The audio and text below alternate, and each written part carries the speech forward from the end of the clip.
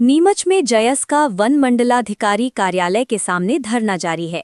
संगठन ने तरौली निवासी हेमराज भील को वन अपराध प्रकरण में बिना निष्पक्ष जांच आरोपी बनाने का आरोप लगाया है।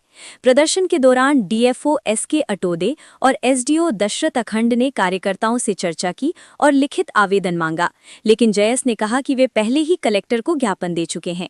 वार्ता के बावजूद कोई ठोस समाधान नहीं निकला।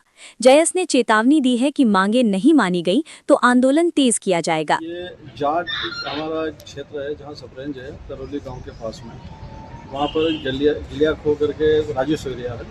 वहाँ एक तेंदुआ को घायल होने की सूचना मिली थी राजेश क्षेत्र में 21 तारीख 21 जनवरी। फिर उसका हमने रेस्क्यू करा है। रेस्क्यू करने के बाद जब उसका प्राथमिक रूप से जाँच कराई डॉक्टर्स ने तो कमर में एक छोटा सा घाव लगा मिला। रेस्क्यू करके हमने उसको इंदौर जू में ऑपरेशन करके वहाँ भेजा। फिर उसका इलाज चल रहा है।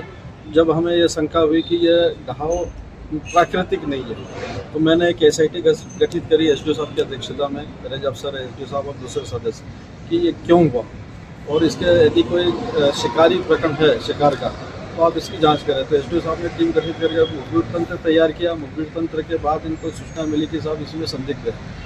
तो तरौली गांव का एक व्यक्ति है हेमराज पिता रत्ता, उस पर जो मुखबिर से सूचना मिली इन्होंने उनको पूछताछ के लिए रखा। फिर उसने एसडीओ साहब के समक्ष कबूल किया कि हाँ साहब मैंने किया है शिकार। जब उसकी तलाशी ली गई उनके घरों के एसडीओ साहब और परिक्षेत्र अधिकारी जावद ने, तो उसके घर तीतर पकड़ने के फंदे मिले और क्लच वायर मिला प्लस बंदूक मिली।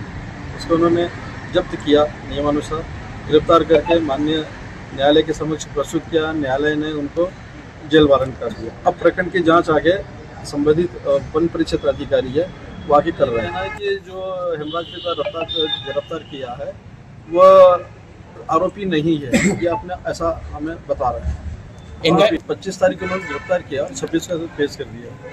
25 जनवरी किया था, 26 को पेश कर दिया। पूछताछ के 24 घंटे के अंदर इसको पेश करना पड़ता है। अभी आपसे पहले भी मिले हैं?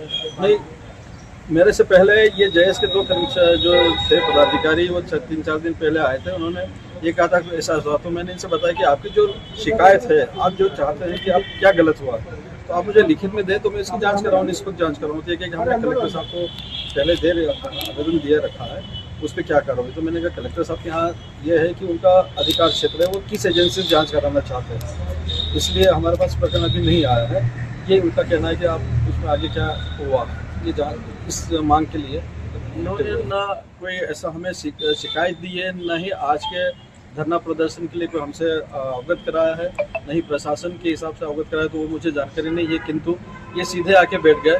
क्योंकि मैं रूटीन के काम ऑफिस के बाद मुझे फील्ड जाना होता तो मैं तो अपने रूटीन काम में था, फील्ड गया था। और ट्रेनिंग चली स्टाफ की, तो ट्रेनिंग करते हुए जब मुझे स्टाफ ने ऑफिस स्टाफ ने बताया कि साहब ऐसा हवाला कर रहे हैं, लोग बाग घेराव कर रहे हैं, तो मैं आया, इनसे बात करी। बात करने के बाद अभी भी ये कि क्या शिकायत है कोई लिखित में हमको अवगत नहीं करा रहे हैं, सिर्फ ये मौखिक बात कर रहे हैं।